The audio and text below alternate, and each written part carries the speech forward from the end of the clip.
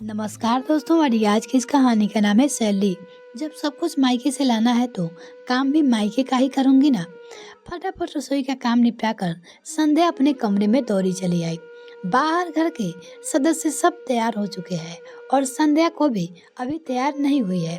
जानती थी कि अगर 10 मिनट के अंदर तैयार नहीं हुई तो सासू माँ अच्छा खासा हंगामा कर देगी, क्योंकि पहली बात तो यह जब भी वो तैयार होती है उनसे सब्र नहीं होता, और दूसरी बात, अगर जरूरी बात है, आज उसकी बेटी रोमा के घर प्रोग्राम था।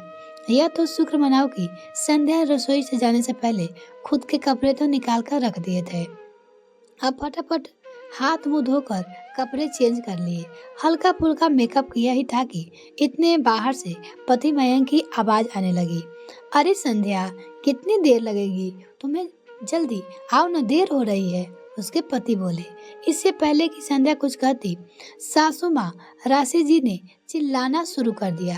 अभी खुद के मायके का काम होता तो फटाफट तैयार हो जाती, लेकिन यहाँ तो प्रोग्राम मेरी बेटी के घर पे है तो बस लेट करने में लगी हुई है। जब कह दिया था कि जल्दी तैयार हो जाना तो तैयार नहीं हो सकती थी, बस धीरे धीरे समय बर्बाद करने में लगी हुई है। बस अब पता था कि सासू माँ से चिल्लाना शुरू कर दिया है। अब सब मूड खराब होना लाजमी है। अब तक तो वो सब उसे 2-4 बातें ना सुना लेंगे तब तक सबको चैन नहीं मिलेगी। खैर, संध्या फटाफट अपने सैंडल पहनने लगी तो ये क्या, सैंडल ही टूट गया। अब उसके पास तो पहनने के लिए कुछ भी नहीं है। आखिर मयंक चिल्लाना हुआ कमरे में आया। क्या है संध्या, तुम अभी तक तैयार नहीं हुई हो? सब बाहर तुम्हारा इंतजार कर रहे हैं। बेचारी रोमा भी वहाँ हम लोगों का इंतजार कर रही होगी, उसके पति संध्या से बोले। उसे देखकर संध्या ने अपने टूटे हुए सैंडल दिखाते हुए कहा, मैं क्या करूं मयंक जी, मेरे सैंडल ही टूट गए हैं और मेरे पास दूसरे भी नहीं है। हे भगवान, तुम इतनी लापरवाह कैसे हो सकती हो? एक और जोड़ी एक्स्ट्रा में नहीं रख सकती हो?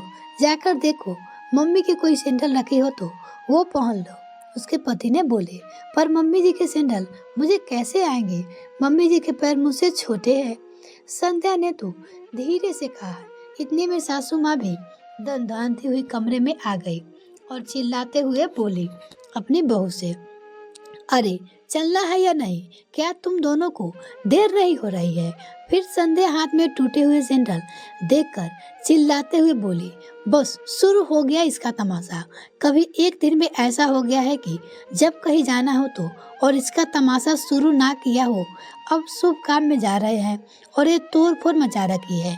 यहाँ मेरे नवासे का जन्मदिन है और ये कामचोर सामने ये टूटी चप्पल हुई लेकर आ गई। संध्या ने अपने आप को संभालते हुए कहा, पर मम्मी जी, मैंने जानबूझकर तो नहीं तोड़ा ना, ये काफी पुराने हो गए थे। उस दिन मैंने आपसे कहा भी था कि मम्मी जी मुझे सैंडल लानी है, पर आपने मुझे पैसे देने से मना कर दिए थे, उसकी बहू संध्या अपनी मम्मी से बोली। बेटे के सामने अपनी पोल खोलती देखकर सासू माँ संध्या पर चिल्लाते हुए बोली, हाँ तो पैसे पेड़ पे उगते हैं क्या? तेरे मायके गई थी तब तो वहाँ से लाती ना, और वहाँ से क्या इतना सा तेरे मायके वालों को नहीं दिखता? और मैं तो तुझे लेकर जा रही हूँ नहीं बाजार, लेकिन अब तेरे काम ही पूरे नहीं हो पाया, मैं क्या कर सकती हूँ? जिसको नाटक करना है वो तो कहीं से भी कुछ भी नाटक कर लेता है, उसकी सासू माँ बोली। मयंक ने बात को संभालते हुए कहा, पर अब क्या करे मम्मी, एक काम करते हैं, मैं रास्ते में नए सैंडल दिला देंगी। मयंक की बातें सुनकर वो जोर से चिल्लाई, उसकी सासू माँ, क्योंकि पैसे खर्च होने वाले थे। हाँ, हम तो फालतू बैठे हैं, अब समय व्यर्थ नहीं होगा, रहने दे इसे यहीं पर। जब घर से अकेली रहेगी तो अकल ठिकाने आ जाएगी। पर मम्मी, मयंक इससे पहले कुछ कहता, उसके फोन पे रोमा का फोन आने लगा, जिसे देखकर सासू माँ ने कहा, जरूर रोमा का ही फोन होगा, उसे क्यों उसके ससुराल में शर्मिंदा कर रहे हो? चलो जल्दी रहने दो इस घर पे, वो बोली। मयंक जी भी ज्यादा कुछ कह ना पाए और संध्या को घर पे ही छोड़कर सब लोग रवाना हो गए। संध्या की आंखों में आंसू आ गया। शादी के 2 साल हो गए, पर हर छोटी चीज के लिए वो मोहताज हो जाती, या यूं कहे मोहताज कर दी जाती। मयंक अपनी सारी सैलरी अपनी माँ के हाथों में रखता, यहाँ तक कि संध्या के हाथों में कुछ ना देता। संध्या अगर जरूरत हो के पैसे भी मांगती तो उससे कह देता कि माँ से ले लो। मयंक कहता अपनी पत्नी से। और इधर सासू माँ भी और महान। संध्या जब जरूरत पड़ने पर पैसे मांगती तो सासू माँ का जवाब होता कि अपने मायके वालों से ले लो, मेरे पास फालतू के पैसे खर्च करने के लिए नहीं है। सोचते सोचते ही संध्या की आंखों से आंसू बह रह जा रहे थे। आज सिर्फ एक चप्पल के कारण उसे ये लोग घर छोड़कर चले गए हैं। अब क्या अपनी चप्पल लेने भी वो मायके जाएगी। खैर, जैसे तैसे रात निकली। संध्या ने किसी से कोई बात नहीं कही। दूसरे दिन सुबह के 8 बज गए, लेकिन किसी को भी चाय नसीब तक नहीं हुआ। आखिर सासू माँ को चाय नहीं मिली तो वो बाहर आकर चिल्लाने लगी अपनी बहू संध्या पर। आज चाय मिलेगा भी नहीं, पता नहीं कहाँ चली गई कामचोर। किस्मत खराब है मेरी, जो ऐसी बहू मेरे पल्ले पड़ी है।